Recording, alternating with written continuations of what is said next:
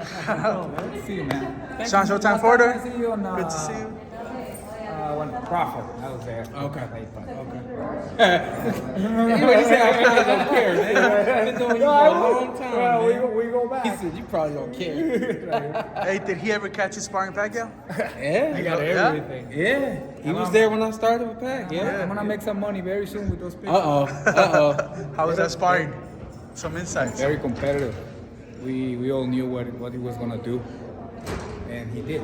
Yeah. So You know, cool. you know one of the things that Freddie said. He said that appreciate that he said he would pay out right if y'all knock Manny down. Yeah. And that you kind of clipped him once, Yeah. but he got his balance and he kept sparring, but you clipped him. Freddie Remember that moment? Freddie said, I had him worried one time. He said, and I would have paid you. He said, but I would have been worried for my fighter going into the ring. He said, so he said, I'm glad he made it through it. And, you know, when I say I learned a lot sparring with Manny Pacquiao, it's not that Manny told me throw this punch and then step this way or anything like that. There's things you just learn from being in the atmosphere. How to carry yourself, how to handle certain situations, and the list goes on. You know, fast forward years later, and I'm sparring guys, getting prepared for world championship fights, and these guys are handling me just like I used to handle Manny. You know what I mean? So my dad didn't really like that too much, where the tables were turned, but I looked at it and I respected it and I appreciated it because once upon a time I was there. You know? Yeah, Shawn, Manny Pacquiao pulled out of his presidency because he was just too far behind to even win. Rumors are now swirling that he might return, man. Your thoughts on him? Should he return, man? I know you're retired. It's got to be a decision, a hard decision, you know. But everybody's different. And it's just like these guys fighting tomorrow night. You got Sergey Kovalev getting in the ring. I said easily 3 years ago, I said Kovalev was done. I asked him yesterday in the fighting meeting, he's like, hey, what are you boxing for? What's going on? He says, I won the championship title at Cruiserweight. As soon as I do that, it's sayonara for me. I can respect that, understand that, it makes sense to me. I don't know what makes sense to Manny, but if Manny comes back, it's because something makes sense to him. And all the time, what we have to understand is what makes sense to us doesn't always make sense or add up to someone else and vice versa. You know what I mean? So while I'm much so happy, retired, and looking forward to everything that's going on in my life, I would hope that for anyone else to retire from whatever it is they do. But if there's something that calls them back, you know, you got to respect it and they go for it, you know? I think I know what Kovalev's aiming for. He might not say it, but maybe Hall of Fame status. Yeah. Where do you stand on that just as a fighter? Can you even think of that, man? Or is this just something that you're going to wait? I never thought about it. I actually never thought about it until I went to the Canelo Hall of Fame. When I went to the Canelo Hall of Fame, that was like 2019, I think that was. Who got inducted that year? 18 or 19. I can't even remember who was inducted that year, but I just remember like being there, being in the atmosphere, and a lot like when I made my goal to win the WBC title. I was in the room with WBC champions, and I had not become a WBC champion. I didn't feel in place, you know what I mean? So then when I went to the Canelo Hall of Fame, it was like, next time I come here, I want to feel like I belong here. And that's when it became a goal of mine to get into the Hall of Fame. A late goal of mine, but nevertheless, it was a goal. Of course, being in Nevada, attending the Nevada Boxing Hall of Fame, you can't help but to want to be in there. And they told me the other day, hey, you meet the criteria. So I'm like, all right, fingers crossed, you know? I think all fighters, we all have our long-term goals and our short-term goals, or at least we should. And that I would imagine is most of these fighters. Most of our one of our long-term goals is being in the Hall of Fame. You know, one of the things that I think can count towards you going into Hall of Fame is what you do for the sport after you retire.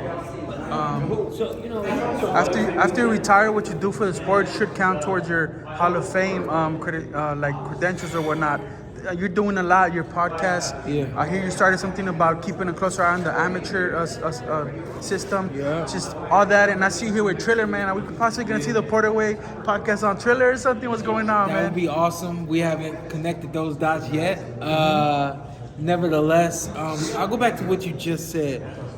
Personally, I'm kind of like I'm in the bind where how you determine a fighter gets into the Hall of Fame.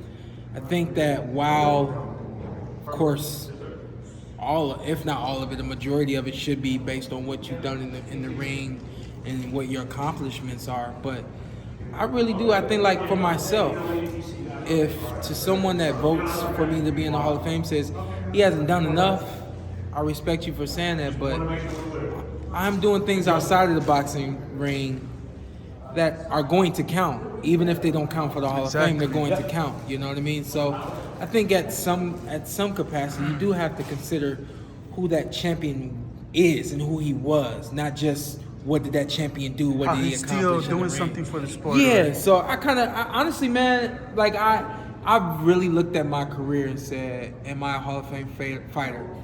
I don't know. I can't answer that.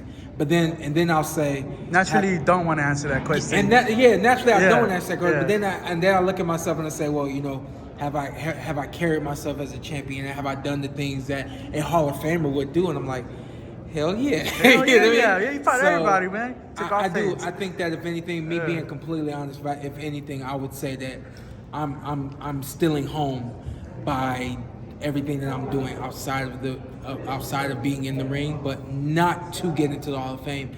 This is all just who I am and what's come my way and what I'm accepting of. Amateur boxing champions is the next thing for the amateur boxing system. I want to give you guys a glimpse of the champions as amateurs, because they will be champions as professionals.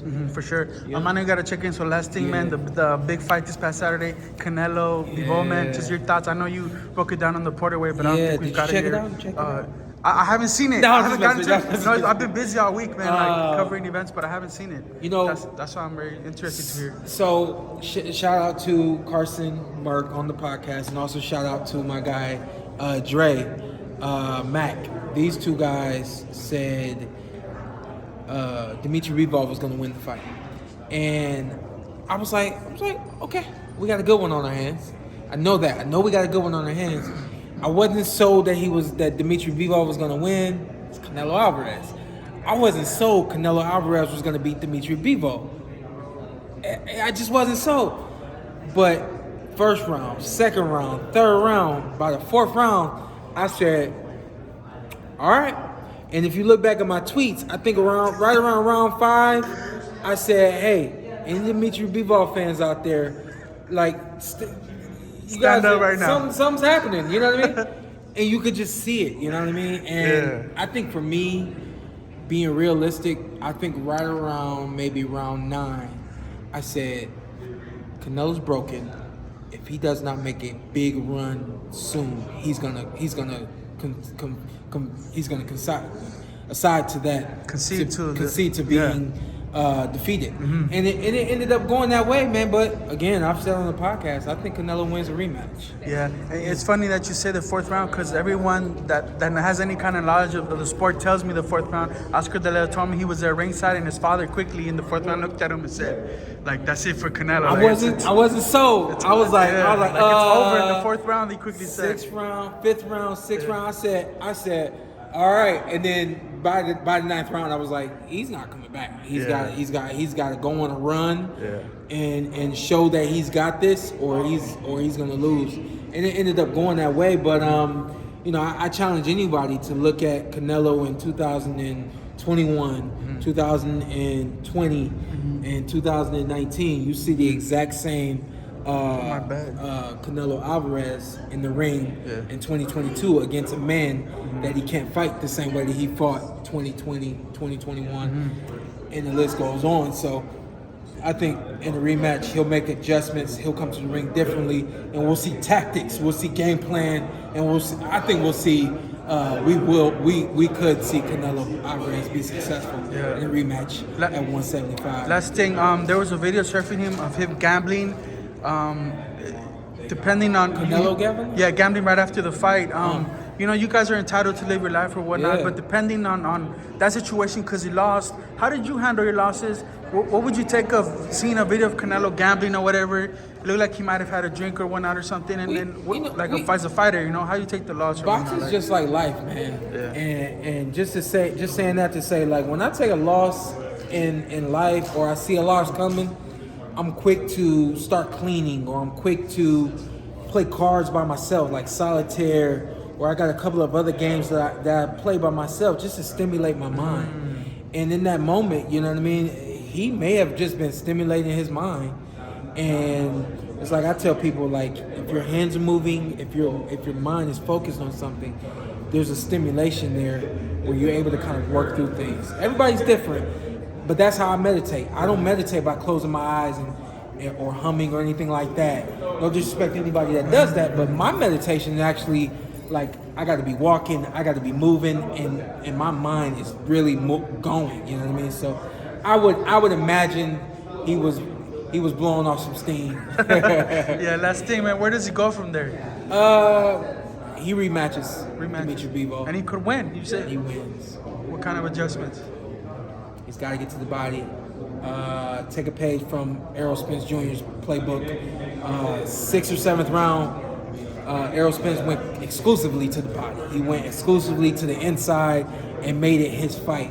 Canelo has to figure out ways, first and foremost, how do I make it my fight? And whatever it is that I need to do to make it my fight, I have to be consistent at that 100% of every round, the same way that Dimitri Bivol was consistent. Don't tell me he can't be consistent the way that Dimitri Bivol was, you know what I mean? So he's got to figure out a way to turn the tables. I personally would suggest him using more jabs, using more feints, and going to the body. But our styles are different, but that's what I would do to beat a taller guy. Shawn, appreciate you, man. Good seeing you. Thank you for one hell of a career, man. Enjoy retirement and good stuff with the podcast and everything, man. Thank you. Man. Good luck finding your bag. All right, thank you.